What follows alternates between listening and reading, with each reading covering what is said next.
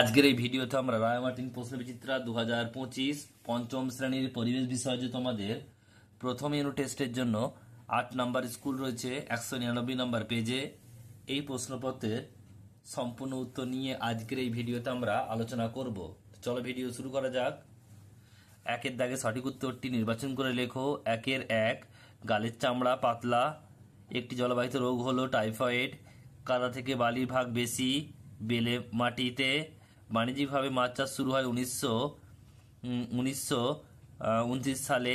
মানুষের শরীরের কাঁধ থেকে কনুই পর্যন্ত যে হাড়টি রয়েছে তার নাম হলো হিউমেরাস। অপশন নাম্বার খ। সারা শরীরে রক্ত ছড়িয়ে দেয় যে পাম্পের মতো যন্ত্র সেটা হলো হৃৎপিণ্ড। দ্বিতীয় দাগে শূন্যস্থান পূরণ করো। একেরটা ত্বকের উপরের স্তরে রক্ত থাকে না। একটি মেরুদণ্ডী প্রাণী হলো বাঘ, মানুষ ইত্যাদি। একটি শিকারী মাছের নাম হলো শোল, বোয়াল ইত্যাদি। এরপর হচ্ছে দেখো পিঁপড়ে বৃষ্টির সম্ভাবনার কথা বুঝতে পারে। নেক্সট হচ্ছে টিয়া হলো বন্য প্রাণী, টিয়া পাখি হলো বন্য প্রাণী। নেক্সট হচ্ছে আমাদের শরীরের বর্ম হলো ত্বক। জল শোধন ও মাছের ঘাস হারানোর জন্য জলে দেওয়া হয় ড্যাশ পটাশিয়াম পার ম্যাঙ্গানেট। ঠিক ভুল লিখতে হবে। 3 দাগে সঠিক উত্তরটি ঠিক ভুল।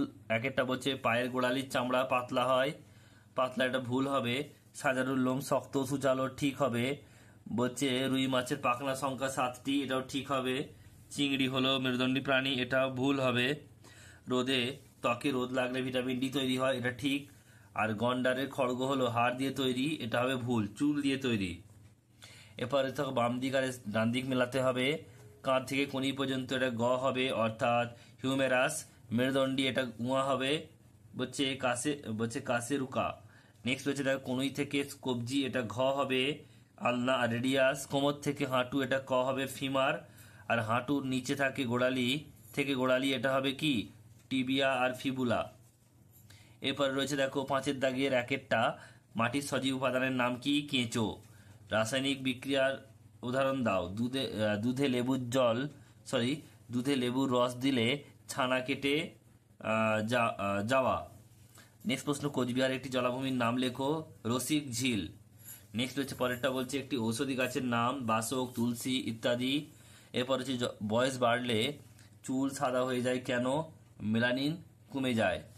ডটস চিকিৎসা করা হয় কোন রোগ হলে? যক্ষা রোগ হলে। বাকিগুলো তোমার পিডিএফে দেখে নাও।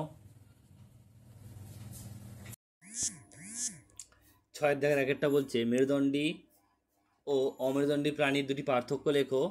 এখানে দেখো মোট 4টি দেওয়া রয়েছে, যে কোনো দুটি তোমরা লিখে দেবে। নেক্সট রয়েছে পরের প্রশ্ন বলছে 6 দাগের 2টা ভূমিক্ষয় রোধ করা দুটি উপায় লেখো। দেখো এখানে রয়েছে, দেখে নেবে, তোমরা লিখে নেবে। নেক্সট প্রশ্ন পরেরটা বলছে ওআরএস কী কাজে লাগে? তো বমি বা পায়খানার পর শরীরে যখন জলের পরিমাণ কমে যায় তখন ওআরএস সেই জলের ঘাটতি পূরণ করে। বাড়িতে কীভাবে ওআরএস তৈরি করবে, এটা খুবই ইম্পর্টেন্ট, বারবার আসছে, ভালো করে করবে, এটা দেখে নাও কীভাবে করবে।